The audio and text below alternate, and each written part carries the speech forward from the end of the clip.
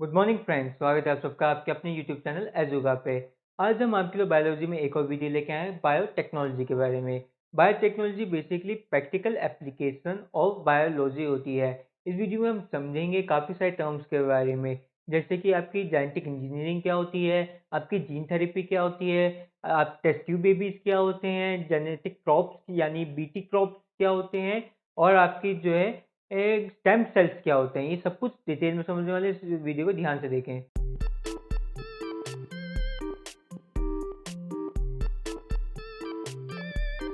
तो सबसे पहले हम समझते हैं बायोटेक्नोलॉजी होती क्या है।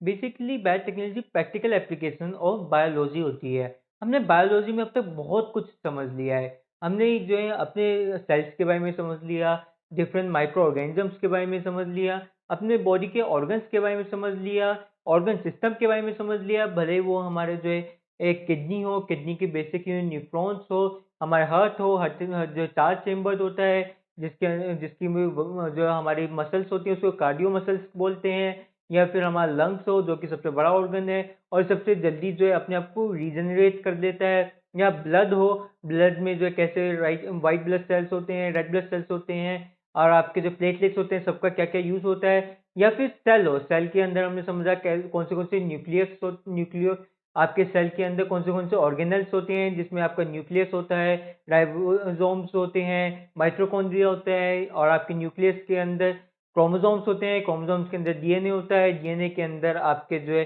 जीन्स होते हैं। सब कुछ डिटेल में हमने समझ लिया, पर इस सबका यूज क्या है? अगर हम इसको प्रैक्टिकली यूज ना कर पाए तो ये सब कुछ बेकार है। तो बायोटेक्नोलॉजी यही करती है, बायोलॉजी का प्रैक्टिकल यूज करना सिखाती है हम सबको। ठीक है ना? कि मतलब भले ही अब वो यूज़ जो है हमारा इंजीनियरिंग में हो सकता है, या फिर वो यूज़ हमारा जो है इंजीनियरिंग में कर सकते हैं, उसका बेस मैनेजमेंट में कर सकते हैं, हम उसका यूज़ कोई इक्विपमेंट्स बनाने में कर सकते हैं, या एग्रीकल्चर में उसको यूज़ कर सकते हैं। कई जगह यूज़ किया जा सकता है। जैसे बेस मैनेजमेंट में कैसे? बेस मैनेजमेंट में किया जा सकता है, जैसे कि हमने आजकल न्यूज़ में चल रहा है कि एक साइंटिस्ट ने एक ऐसा बैक्टीरिया ढूँढ लिया है जो प्लास्टिक को ही खा सकता है। एक ऐसा बैक्टीरिया जो प्लास्टिक को खाने में सक्षम है, जो प्लास्टिक को बायोडिग्रेडेबल बना देता है। तो आप सोचिए कितना आसान हो जाएगा अगर ये कॉमर्शियली वायबल हो गई टेक्नोलॉजी। तो जहाँ जहाँ प्लास्टिक का कूड़ा का ढेर मिले, वहाँ पे इस बैक्टीरिया को जो है छोड़ दो, फिर सारा का सारा वो प्लास्टिक को बायोडिग्रेड कर देगा। वरना क्या होता, ये सालों सालों तक, सौ हजारों सालों तक जो है वहीं का वहीं पड़ा रहता कूड़े का ढेर, कभी इसका कुछ नहीं हो पाता। ठीक है ना? तो ये जो टेक्नोलॉजी होती है बहुत ज़्यादा यूज़फुल होती है हमारे लिए बायोटेक्नोलॉजी। तो जिससे पहले हम आगे बायोटेक्नोलॉजीज़ के बारे में समझें, कुछ टर्म्स आपको जाननी और ज़रूरी हैं, जैसे कि जेनेटिक इंजीनियरिंग।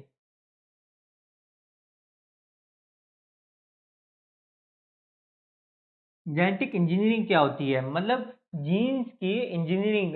इसका क्या मतलब हुआ कि जो हमारे जीन्स का स्ट्रक्चर होता है, डीएनए के अंदर जो जीन्स होते हैं, उनका जो कोडिंग स्ट्रक्चर होता है, उसमें हेर-फेर करने को जेनेटिक इंजीनियरिंग कहते हैं।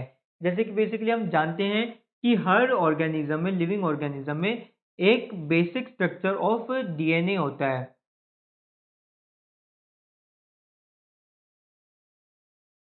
और बेसिक स्ट्रक्चर ऑफ डीएनए होता है जिसमें फिक्स नंबर ऑफ आपके बेसिस होते हैं। राइबोन्यूक्लियस बेसिस कहते हैं इन्हें।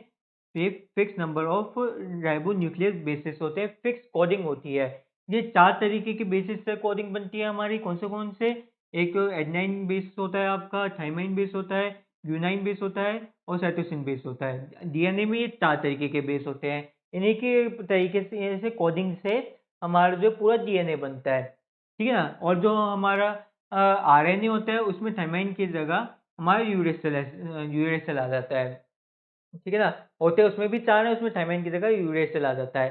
जो थाइमाइन होता है हमारा, जो है बहुत ही हाइड्रोफिलिक इन नेचर होता है। इसलिए डीएनए का भी नेचर हमारा हाइड्रोफिलिक होता है थाइमाइन के कारण। ठीक है ना? ये भी एग्जाम में क्वेश्चन आ चुका है, इसलिए मैं आपको समझा रहा हूँ कि डीएनए का जो हाइड्रोफिलिक नेचर होता है वो किसके कारण होता है? वो थाइमाइन के कारण होता है। जबकि आरएनए में थाइमाइन नहीं होता, तो उसका नेचर हाइड्रोफिलिक नहीं होता है। तो ये तो हो गया हमारी जीन्स की बात। अब इसमें जो है एक फिक्स नंबर होता है, जैसे कि अगर हम 1 को उठा के देखें, डीएनए को,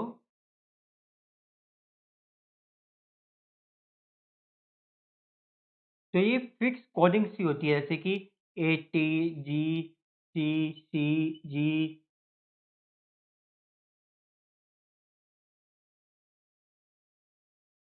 टी, जी, जी। तो ये एक फिक्स कोडिंग सी बनी होती है। जो हमारा राइबोसोम्स होते हैं वो 3-3 के पेयर में इन जीन्स को उठाते हैं। वो 3-3 के पेयर में इन जीन्स को उठाते हैं और पढ़ते हैं। जैसे कि सी, जी, जी ये पढ़ेगा हमारा जो राइबोसोम है और वो समझ जाएगा कि इस टाइप का एक प्रोटीन बनाना है। सी, जी, जी नाम का एक प्रोटीन बनाना है और उस प्रोटीन से कैसे आगे ऑर्गन्स बनाने हैं वो पूरी की पूरी कोडिंग से पढ़ के समझता है। हमारा पूरी बॉडी की जितनी भी इंफॉर्मेशन है वो इसी तरीके से स्टोर होती है। हमारे डीएनए के अंदर इसी तरीके से पूरी कोडिंग स्टोर करी जाती है। कि ऐसी कोडिंग स्टोर होती है। पर अगर जेनेटिक इंजीनियरिंग क्या होती है, इसी कोडिंग को चेंज करने का नाम जेनेटिक इंजीनियरिंग होता है। अर्थात क्या करते हैं कि वो अलग-अलग डीएनए लेते हैं। 2 आदमियों का डीएनए ले लिया या फिर 2 प्लांट्स का डीएनए ले लिया। हम एक प्लांट है जो बहुत ही ज़्यादा इंसेक्ट से जो है प्रोटेक्शन प्रोवाइड कर रहा है। उस प्लांट पे कोई भी इंसेक्ट नहीं लग पा रहा है। वो जो है बहुत ही ज़्यादा रेजिस्टेंट है टेम्परेचर के ज़रिए। और दूसरा प्लांट है जो बहुत ज़्यादा जो है फल देता है हमें। जैसे टमाटर का प्लांट है, तो बहुत सारे टमाटर आ जाते हैं, पर उस पे कीड़े बड़े जल्दी लग जाते हैं। उस प्लांट को मर बड़ी जल्दी जाता है वो प्लांट, थोड़ी-सी भी गर्मी हुई, प्लांट मर गया। तो ये साइंटिस्ट क्या करेंगे, दोनों प्लांट्स का डीएनए लेंगे, दोनों के अच्छे-अच्छे कैरेक्टरिस्टिक, अच्छे-अच्छे जीन्स लेंगे और खुद का एक डीएनए तैयार कर देंगे। जैसे कि जो हमारा बहुत ज़्यादा फल देने वाला प्लांट था, वो पहले उसको उठाएँगे, उसमें समझेंगे उसके डीएनए को सब पढ़ेंगे और देखेंगे कि अच्छा GATGC ये 2 का ग्रुप ये 2 जीन्स हैं हमारे जो कि रिस्पॉन्सिबल हैं। ये 3-3 के ग्रुप में पढ़े जाते हैं हमेशा, इसलिए हम 3-3 लेते हैं। तो ये 2 जीन्स हैं हमारे जो कि रिस्पॉन्सिबल हैं डीएनए उस प्लांट में बहुत ज़्यादा फल आने के लिए, टमाटर ज़्यादा लाने के लिए, ये दोनों जीन्स जो है ज़िम्मेदार हैं। तो वो इस जीन्स को काट देंगे और दूसरे वाले डीएनए उठाएँगे फिर जिसमें जो बहुत ही ज़्यादा रेजिस्टेंट था इंसेक्ट और टेम्परेचर के लिए और उसमें जाके फिट कर देंगे। उसमें भी थोड़ी हेर-फेर कर देंगे। फिर उसके जीन्स देखेंगे कौन से रिस्पॉन्सिबल है कम प्रोडक्शन के लिए। फिर उस कम प्रोडक्शन वाले को काट के ये वाला जीन्स हम वहाँ पे फिट कर देंगे ताकि फाइनली हमारे पास एक ऐसा प्लांट आ जाए जो कि इंसेक्टिसाइड से भी रेजिस्टेंट हो, टेम्परेचर से भी रेजिस्टेंट हो और फल भी बहुत सारे दे रहा हो, टमाटर भी बहुत ज़्यादा प्रोड्यूस कर रहा हो थ्रू आउट द ईयर। ठीक है ना? यही कमाल होता है हमारे जेनेटिक इंजीनियरिंग का। ये प्लांट्स में भी किया जा सकता है, एनिमल्स में भी और ह्यूमन्स में भी किया जाता है जेनेटिक इंजीनियरिंग। ह्यूमन्स में थोड़ा अलग काम के लिए किया जाता है, पर किया सभी जगह जाता है जेनेटिक इंजीनियरिंग का यूज़। अच्छा, अब ये समझना ज़रूरी है कि ये काटते कैसे हैं? कि मैंने तो कितनी आसानी से बोल दिया कि जो डीएनए में से जो है एक फ़िक्स सीक्वेंस काट दिया हमने, कुछ जीन्स काट दिए और कहीं और जाके पेस्ट कर दिए। ये करेंगे कैसे? इतना कोई नॉर्मल कैंची थोड़ी का लगा देंगे, नॉर्मल कैंची से काटा या फिर नॉर्मल चाकू से काट दिया। ये तो इतने छोटे से हैं कि दिखाई भी नहीं देते। तो इसके लिए एक स्पेशल बायोलॉजिकल सीज़र होती है हमारी। बायोलॉजिकल सीज़र या फिर डीएनए नाइफ होता है हमारा स्पेशल जिसको बोलते हैं restricted endonuclease restricted endonuclease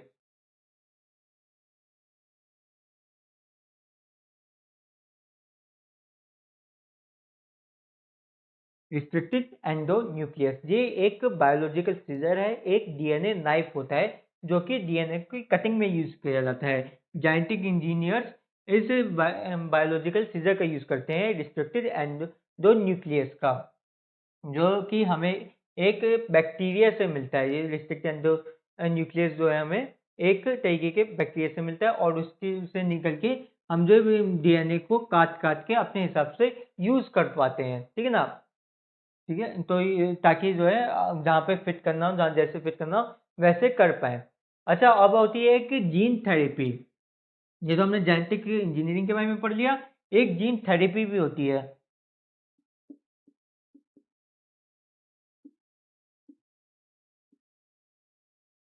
gene therapy क्या होती है? बेसिकली जब बच्चे पैदा होते हैं तो कई बार बच्चे जो है कि जीन्स में कुछ खराबी आ जाती है, कुछ हेरिडेट हेरिडिटी डिजीज़ के साथ बच्चा पैदा होता है, तो उन डिजीज़ का ट्रीटमेंट करने के लिए हम जीन थेरेपी करते हैं। अर्थात कि जो बच्चे के जिस ऑर्गन में खराबी है, उस ऑर्गन के सेल्स के जीन्स को बदल दो। उस ऑर्गन में जहाँ-जहाँ जो खराब जीन्स वाले सेल्स हैं, उनमें जो है जीन्स को बदल दो। जेनेटिक इंजीनियरिंग के सहारे उनकी जीन्स को बदलने को जेनेटिक थेरेपी कहते हैं। ये बेसिकली ह्यूमन्स में ही करी जाती है, क्योंकि भाई एनिमल्स पे कौन इतना फोकस करेगा? कौन एनिमल्स में इतनी मेहनत करेगा कि एक-एक एनिमल्स के एक-एक सेल के जीन्स को बदलो, जहाँ-जहाँ खराबी आ रही है, क्या फ़ायदा? पर ह्यूमन्स में बहुत ज़्यादा ये क्वालिटी ऑफ लाइफ़ के लिए ज़रूरी होता है। ये क्वालिटी ऑफ लाइफ़ बहुत ज़्यादा सुधार देता है उन लोगों की जो पैदाइशी ही कुछ बीमारी के साथ पैदा होते हैं, जिनके पास हेरिडिटी कुछ बीमारी होती है, अपने पेरेंट्स से लेके कुछ बचपन में ही कोई बीमारी लेके पैदा होते हैं, उन लोगों के जीन्स को करेक्शन करने के लिए हम जीन थेरेपी का यूज़ करते हैं, ठीक है? तो ये हो गई जेनेटिक इंजीनियरिंग के बाद, जीन थेरेपी के बाद, अब हम जो है टेस्ट ट्यूब बेबीज़ की बात करते हैं। टेस्ट ट्यूब बेबीज़ भी बहुत ज़्यादा इम्पोर्टेंट टॉपिक है। टेस्ट ट्यूब बेबीज़ जिसको हम प्रैक्टिकल लाइफ़ में टेस्ट ट्यूब बेबी कह देते हैं।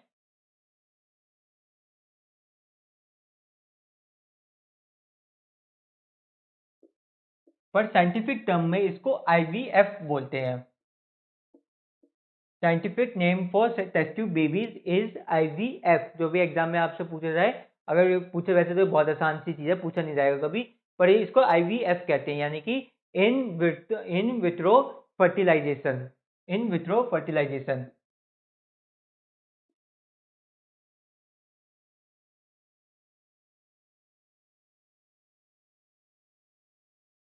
इन विट्रो फर्टिलाइजेशन यानी कि टेस्ट ट्यूब बेबीज। तो ये टेस्ट ट्यूब बेबीज होते क्या हैं बेसिकली? ये नहीं कि आपने जो है एक जगह से आपने जो सेल वो लिए, एग लिए, एक जगह से स्पर्म लिए, दोनों को मिक्स किया और बेबी तैयार हो गया। मतलब कि जो है पूरा का पूरा टेस्ट ट्यूब में बेबी बन रहा है। बेबी टेस्ट ट्यूब में नहीं बनता है, सिर्फ जाइगोट बनता है। टेस्ट ट्यूब में आपका जाइगोट बनेगा। बेबी को तो पैदा पेट में ही करना पड़ेगा, यूट्रस में ही करना पड़ेगा। बेसिकली इसमें क्या करते हैं कि हम लेते तो पहले तो पेरेंट्स ढूँढते हैं, जो है सूटेबल पेरेंट्स ढूँढते हैं, फिर एग लेते हैं, आपका स्पर्म लेते हैं, दोनों को टेस्ट ट्यूब में फर्टाइल करते हैं। बेबी नहीं बनाते हैं, ज़ाइगोट बनाते हैं। फिर उस ज़ाइगोट को मदर के अंदर, सरोगेटिव मदर के अंदर जो है इम्प्लांट कर देते हैं। मदर के यूट्रस में इम्प्लांट कर दिया जाता है। जब ये हमारा 36 सेल स्टेज में होता है। ये जो है स्टेज का नाम है 36 सेल स्टेज। जो हमारा एम्ब्रियो होता है, जब वो 36 सेल स्टेज में होता है, तो उसको मदर की यूट्रस में इम्प्लांट कर दिया जाता है कि अब जो हमारा जो है एम्ब्रियो है, वो आगे जाके जाइगोट और जाइगोट से बेबी बने, वो मदर के पेट के अंदर ही बने, मदर की यूट्रस में ही बनेगा। बस हमने जो है किसी कारण से वहाँ पे वो फर्टाइल नहीं हो पा रहा था, मदर के अंदर फर्टाइल नहीं हो पा रहा था। इसके काफ़ी सारे कारण हो सकते हैं। हो सकता है कि जो जो आपकी ट्यूब होती है एग को ले जाने वाली, उस ट्यूब में कुछ खराबी आ गई, वो ट्यूब में कुछ ब्लॉकेज हो गई हो, या फिर कोई भी कारण हो। इस या फिर जो है हमारे पास जो मदर है, वही जब फर्टाइल ना हो, कोई भी वजह से हो, किसी भी कारण से जब नॉर्मल केस में बच्चे नहीं हो पाते हैं, तो इस टेक्निक का यूज़ किया जाता है। आईवीएफ का यूज़ करा जाता है, जिसमें बाहर टेस्ट ट्यूब में फर्टाइल किया जाता है एग को, और फिर एग को 36 साइकिल स्टेज में जब इतना बड़ा हो जाता है, तो उसको वापस पेट में डाल दिया जाता है। ठीक है ना? और ये सबसे पहले करा कहाँ गया था? ये सबसे पहले यूके में किया गया था।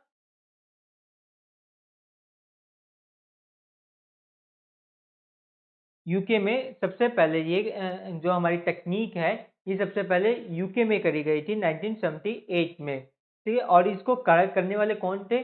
जो सबसे पहले बच्चा पैदा हुआ था हमारा इस टेक्नीक से, ये ना हम प्रैक्टिकल जो उसकी बात कर रहे हैं, जो सक्सेसफुल हुआ था, सबसे पहला सक्सेसफुल। ठीक है? दो अलग अलग चीज़ें होती हैं, एक होता है अनसक्सेसफुल, एक होता है सक्सेसफुल अटेम्प्ट। जो सबसे पहला सक्सेसफुल अटेम्प्ट किया गया था, वो यूके में 1978 में किया गया था। पर एक फेल अटेम्प्ट भी था, जो इससे पहले फेल हो गया था। वो हमारा 1958 के आसपास हुआ, 1956 या 8 के आसपास किया गया था इटालियन साइंटिस्ट के द्वारा। ठीक है? उसकी हम ज़्यादा बात नहीं करते हैं क्योंकि वो फेल हो गया था, एग्जाम में भी नहीं पूछा जाता है। उस केस में बस ये पूछा जाता है, उस केस में जो एम्ब्रियो था वो सिर्फ 29 डेज के लिए लिव किया था और उसके बाद मर जाता है। सिर्फ वो 29 डेज के लिए लिव करता है उस केस में जो हमारा एम्ब्रियो बनता है, और वो जिससे पहले मदर के अंदर इम्प्लांट करा जाए उससे पहले ही वो एम्ब्रियो मर जाता है, इसलिए उसका वो प्रोसेस वहीं खत्म हो जाता है। 1956 या 58 के आसपास ये शुरू किया गया था, और जो कामयाब किया गया था सबसे पहले वो हमारे यूके में 1978 में किया गया था, और जो बच्चे का नाम था वो लुइस ब्राउन था।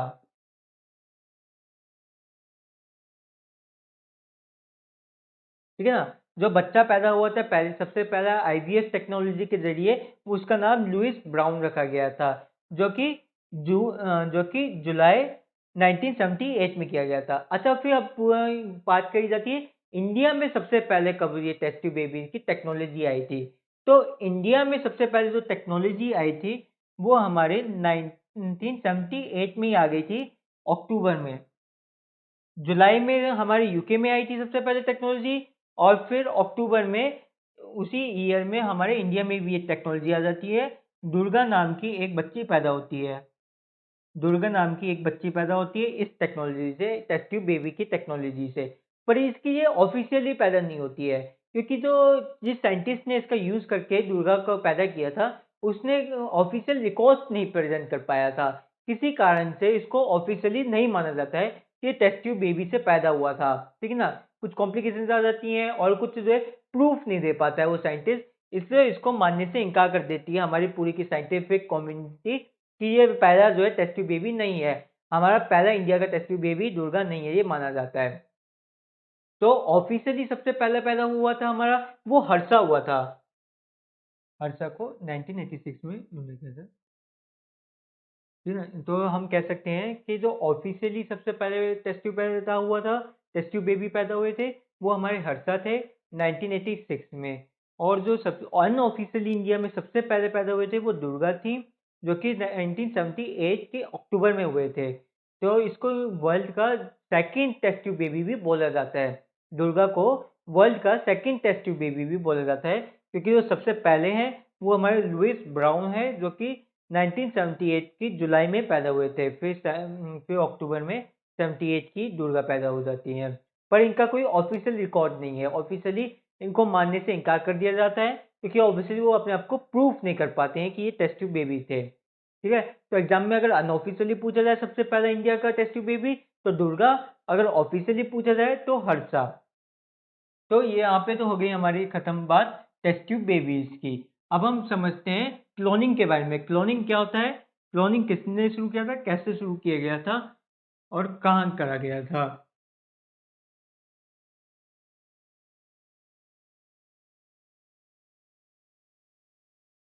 तो पहले तो समझते हैं क्लोनिंग का मतलब क्या होता है। ये समझिए कि जितने भी इंडिविजुअल्स हैं, जितने भी लिविंग ऑर्गेनिजम्स होते हैं, सबके अंदर एक डिफरेंट डीएनए और आरएनए होता है।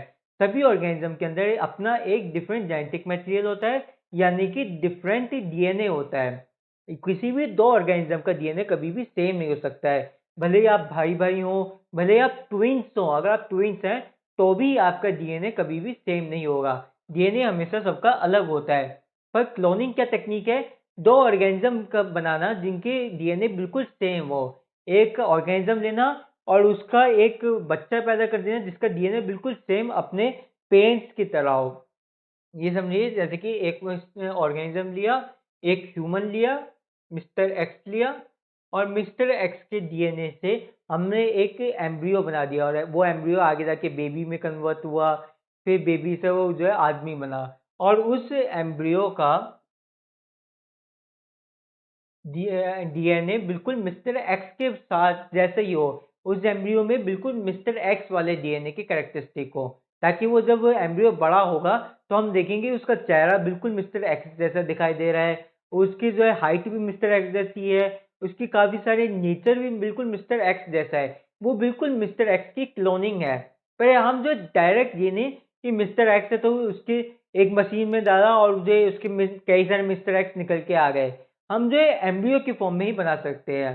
हम सेल की क्लोनिंग करते हैं। हम जो उसके डीएनए की मदद से सेल की क्लोनिंग करते हैं। अब उस सेल को फिर पूरा प्रोसेस जो है धीरे-धीरे करना पड़ेगा। पहले वो सेल जो है फर्टाइल बनेगा, फिर वो सेल जो है एम्ब्रियो बनेगा, ज़ायगोट बनेगा, फिर बेबी बनेगा, धीरे-धीरे एज के साथ वो बड़ा होता चला जाएगा। डायरेक्ट हम मिस्टर एक्स का एडल्ट वर्ज़न नहीं बना सकते हैं, हम उसका सिर्फ़ एम्ब्रियो वर्ज़न बना सकते हैं क्लोनिंग के ज़रिए। ठीक है ना? तो ये बात समझनी आपके लिए बहुत ज़रूरी थी। अब जो ये दुनिया में सबसे पहली क्लोनिंग करी गई थी, वो एक जो है सीप की करी गई थी। एक डॉली नाम की सीप है जिसकी करी गई थी। ये तो बहुत ज़्यादा कॉमन बात है और ये हर जगह पूछी जाती है। डॉली शीप है हमारी, जिसको सबसे पहले क्लोनिंग करी गई थी। कहाँ पे करी गई थी ये? ये स्कॉटलैंड में करी गई थी। ये स्कॉटलैंड जो कि यूके में का ही एक पार्ट है। स्कॉटलैंड जो है एक यूके की अंडर ही आता है। स्कॉटलैंड वैसे बेसिकली एक समय में एक इंडिपेंडेंट कंट्री हुआ करती थी, पर अब ये यूके की एक पार्ट है, ब्रिटेन की एक पार्ट है। तो हम कह सकते हैं कि डॉली शीप थी वो यूके या फिर स्कॉटलैंड से बिलोंग करती थी। जो भी एग्जाम में आपसे पूछा जाए, जो भी ऑप्शन गिवन हो, वो लिख के आ जाना। अच्छा, और ये ढूंढी किसने थी? ये इयान विल मार्ट ने ढूंढी थी।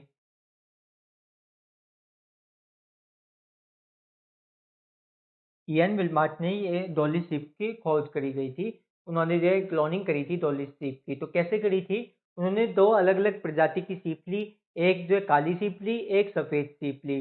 सफ़ेद के जो भेड़ थी, उसका पहले सेल लिया, उसका डीएनए लिया, और जो दूसरा वाला था हमारे काली सीप, उसका जो है साइटोप्लाज्म लिया। दोनों को मिक्स किया, मतलब क्योंकि जो डीएनए उनका न्यूक्लियस लिया इन्होंने, तो न्यूक्लियस को किसी सेल के अंदर तो डालना ही पड़ेगा, है ना? तो वो किसी उनके सेल के ब्लैक शीप के सेल के अंदर डाला।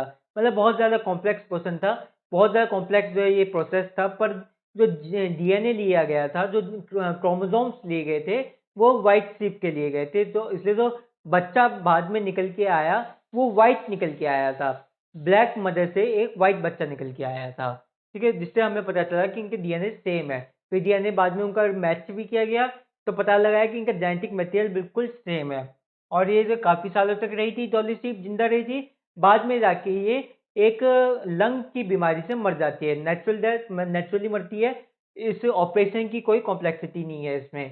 सिर्फ ये कुछ लंग्स की बीमारी के कारण डॉली शीप अपने कई सालों तक जीने के बाद मर जाती है शांति से। और इसके बाद में और भी क्लोन्स बनाए जाते हैं डॉली शीप के। आगे जाके और भी काफ़ी सारे क्लोन्स बनाए जाते हैं। ठीक है? तो ये यूके में सबसे पहले ढूँढी गई थी हमारी डॉली शीप की क्लोनिंग करी गई थी। अच्छा, जो क्लोनिंग होती है, वो भी 2 तरीके की क्लोनिंग होती है। ठीक है ना? जो एक तो हमने क्लोनिंग समझा दी, क्लोनिंग भी 2 तरीके की होती है। एक तो होती है आपकी रिप्रोडक्टिव क्लोनिंग,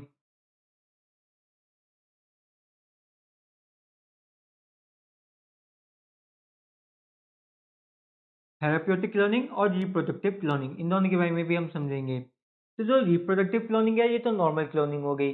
अर्थात कि जब आपने किसी शेप ली या फिर कोई भी ऑर्गेनिज्म लिया, जिसके आपने जो है सेल लिया, और उसके बाद में जाके उसके एम्ब्रियो को फर्टाइल कर दिया। समझ रहे हो ना? कि पहले जो आपने किसी से डीएनए ली, न्यूक्लियस लिया, फिर किसी से आपने जो है एक एग लिया, और एग में वो न्यूक्लियस को डाल दिया, जिससे वो आगे जाके वो सेम डीएनए का ऑर्गेनिज्म बन जाए। उसको बोलते हैं रिप्रोडक्टिव क्लोनिंग। फिर दूसरी होती है हमारी थेराप्यूटिक क्लोनिंग।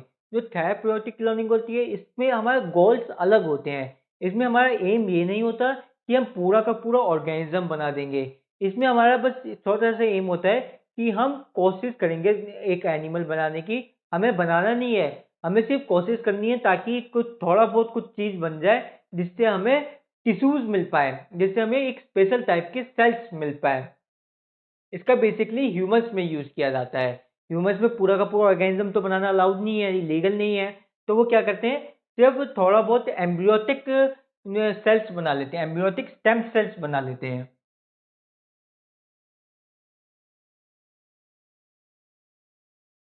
मतलब बस एम्ब्रियो बनाया, और एम्ब्रियो के जो सेल्स थे बस वो बनाए, और उसका यूज करना स्टार्ट कर दिया। जैसे कि कोई कैंसर हो गया किसी को, या फिर किसी का कुछ ऑर्गन डैमेज हो गया, कुछ ब्रेन में प्रॉब्लम आ गई, या फिर अल्जाइमर की बीमारी हो जाती है, तो उन सभी बीमारियों में, उन सभी डिजीजेस में इस तरीके की थेरेपी का यूज़ किया जाता है। उन सभी में एम्ब्रियोटिक स्टेम सेल्स का यूज़ किया जाता है, जो कि डिराइव होते हैं हमें थेराप्यूटिक क्लोनिंग से। अच्छा, ये समझ लीजिए कि स्टेम सेल होते क्या हैं? पहले तो ये समझिए, इसको समझने के लिए पहले समझिए स्टेम सेल्स क्या होते हैं। ये भी एग्ज़ाम में क्वेश्चन आ चुका है। तो स्टेम सेल एक स्पेशल टाइप के सेल्स होते हैं, जनरल सेल्स होते हैं, जो किसी भी स्पेशल सेल में अपने आप को कन्वर्ट कर सकते हैं। ये हमारी बॉडी में पाए जाते हैं। जनरल सेल्स कहते हैं इनको, जो कि अपने आप को किसी भी तरीके के सेल्स में ढाल सकते हैं। जैसे कि हम जानते हैं कि हमारे ब्रेन में न्यूरो सेल्स होते हैं, जो कि अलग होते हैं। हार्ट में अलग सेल्स होते हैं, लिवर में अलग तरीके के सेल्स होते हैं, स्किन में अलग तरीके के सेल्स होते हैं। और जो स्टेम सेल्स होते हैं, ये एक जनरल सेल होता है। ये जो है अपने आप को किसी भी तरीके के सेल में ढाल सकता है और वहीं से अपने आप को मल्टीप्लाई कर देता है। अर्थात अगर इस स्टेम सेल को हम आदेश देंगे या फिर इसको कुछ इंडिकेशन देंगे कि तुम्हें जो न्यूरो सेल्स की कॉपी करनी है, तो ये न्यूरो सेल की अपने आप को न्यूरो सेल की फॉर्म में ढाल लेगा और वैसे ही मल्टीप्लाई करना स्टार्ट कर देगा बहुत ही तेज स्पीड से। अगर हम इसको दिल के सेल्स की बताएंगे कि कार्डियो सेल्स की तुम्हें कॉपी करनी है, तो एक कार्डियो सेल्स की कॉपी करना शुरू कर देगा। अगर हम इसको बोलेंगे इंटेस्टाइन में मौजूद लंगर सेल की कॉपी करनी है तुम्हें, आइसैक ऑफ लंगर जो हमने पढ़ाया है आपको, आइसैक ऑफ लंगर सेल्स की कॉपी करनी है, तो ये आइसैक ऑफ लंगर सेल्स की कॉपी करना स्टार्ट कर देगा और फिर ये हमें डायबिटीज में लड़ने में मदद करता है। ठीक है ना? तो बहुत सारे इसके प्रैक्टिकल एप्लीकेशंस होते हैं स्टेम सेल्स के। ये स्टेम सेल्स ऑब्टेन कैसे होते हैं? ये या तो एम्ब्रियोटिक स्टेम सेल्स होते हैं, एक तो हमारे, जो कि जब एम्ब्रियो बनता है तो उसमें ज़्यादातर सेल्स जो है जनरल होते हैं, क्योंकि उन्हें पता नहीं होता कौन सा सेल जो है ब्रेन बनाएगा, कौन सा सेल हाथ बनाएगा, कौन सा हार्ट बनाएगा।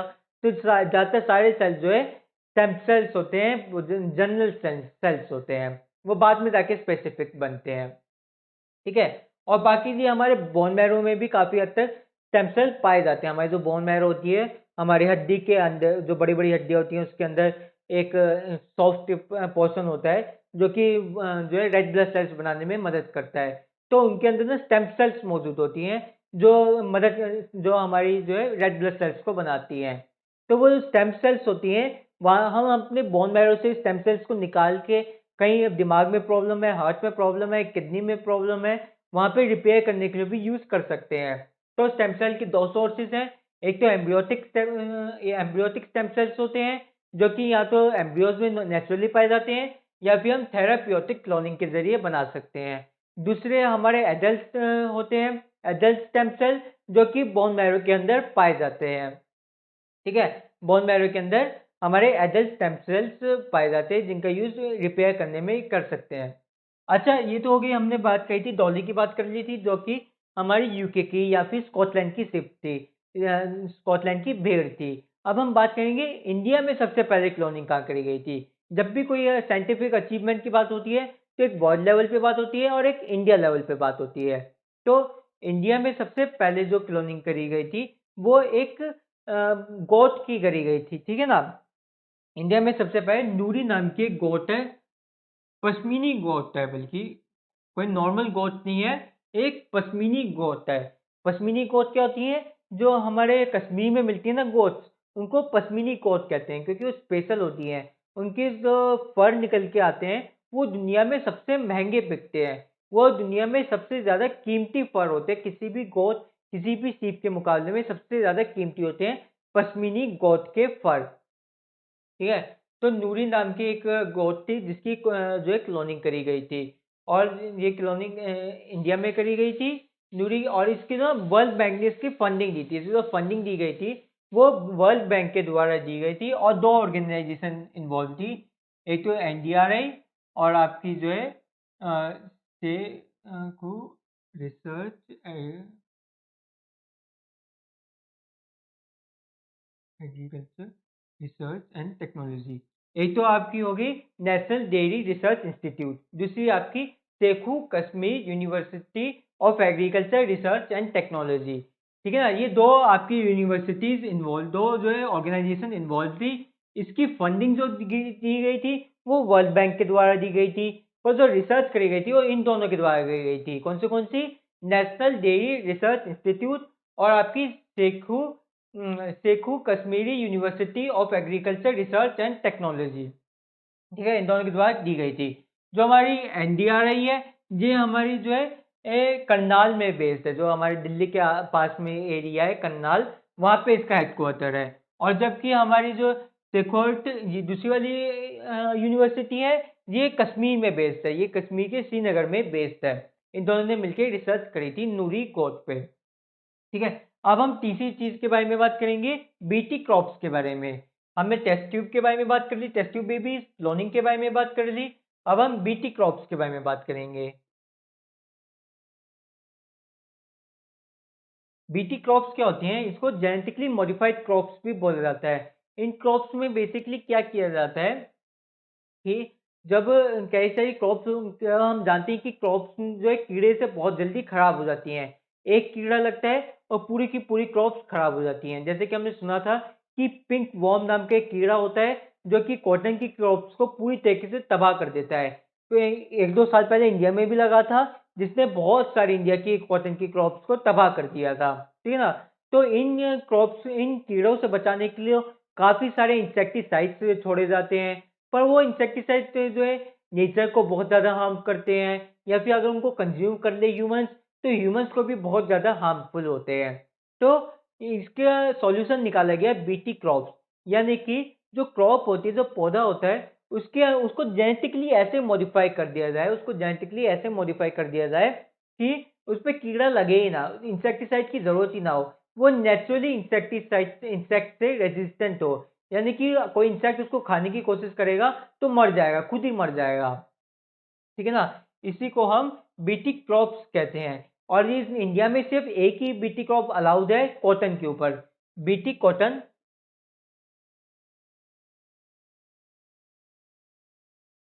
जब से इंडिया ने बीटी कॉटन सीड्स का इस्तेमाल करना स्टार्ट किया है, इंडिया की कॉटन की प्रोडक्शन बहुत ज़्यादा हाई हो गई है।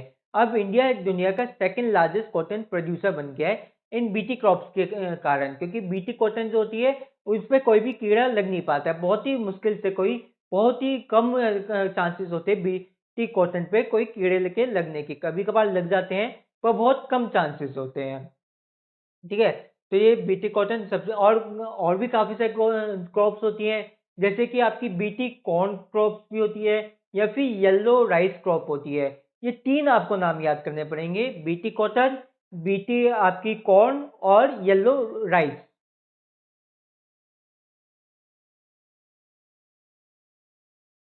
ठीक है ना? बीटी कॉटन, येलो राइस और आपकी बीटी कॉर्न, ये 3 जो है आपकी बीटी क्रॉप्स हैं, जो कि पर इंडिया में जो अलाउड है सिर्फ एक ही अलाउड है, बीटी कॉटन। इन सब पे ट्रायल चल रहे हैं, अभी तक अलाउड नहीं करी गई हैं। कुछ जगहों पे जो है एक बीटी बैंगल भी अलाउ करी गई थी, बेंजल पर, पर वो बाद में जाके बैन कर दी गई, उसकी कोई कीमत नहीं है। उसे बाद में जाके देखा कि बहुत ज़्यादा हार्म कर रहे हैं, ह्यूमन बॉडी पे बहुत ज़्यादा हार्मफुल इसके इफेक्ट हैं, इसलिए उसको बाद में जाके बैन कर दिया गया।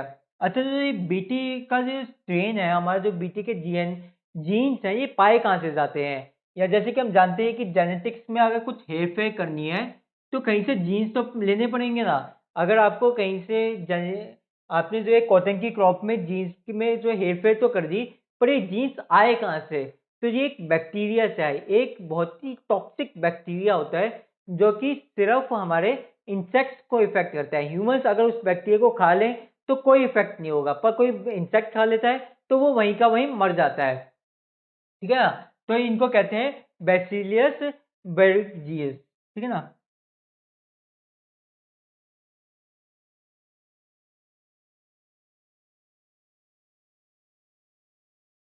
बैसिलियस थंगजेनेसिस। ठीक है ना? ये इसका नाम है बैक्टीरिया का, बैसिलियस थंगजेनेसिस। तो ये एक स्पेशल टाइप का बैक्टीरिया होता है, जो कि बहुत ज़्यादा टॉक्सिक होता है इंसेक्ट्स के लिए, पर ह्यूमंस के लिए इतना ज़्यादा टॉक्सिक नहीं होता है। अगर ह्यूमंस खा लेते हैं, उन पे कोई इफेक्ट नहीं करेगा। कोई भी मैमल खा लेता है इस बैक्टीरिया को, बैसिलस थंगजेनेसिस, तो भी उसको कोई भी नुकसान नहीं होगा। इसी से हमारा जो है बीटी बनता है। यही हमारा बीटी की शॉर्ट फॉर्म यही होती है, बैसिलस थंगजेनेसिस। ठीक है? बैसिलस थंगजेनेसिस से हमारी बीटी क्रॉप्स बनती हैं, और जिसमें सबसे फेमस हमारी बीटी कॉटन क्रॉप होती है। तो यही हमारी बायोटेक्नोलॉजी कंप्लीट हो जाती है। वैसे तो बायोटेक्नोलॉजी का कोई अंत नहीं है, बहुत सारी चीज़ें आती हैं इसमें, पर जो एग्जाम पॉइंट ऑफ व्यू से सिर्फ इतनी जानकारी आपको लेनी ज़रूरी थी, अगर आपको ये वीडियो पसंद आ गई हो तो नीचे दिए गए लाइक बटन को क्लिक करें, हमें ज़्यादा से ज़्यादा इस वीडियो को लाइक शेयर कमेंट करें। अगर आप हमारे चैनल पर नए हो तो नीचे दिए गए सब्सक्राइब बटन को क्लिक करें और उसके साथ में दिए गए बेल आइकन को भी क्लिक करें ताकि हमारी वीडियोज़ की लेटेस्ट नोटिफिकेशन आपको मिलती रहे। Thank you.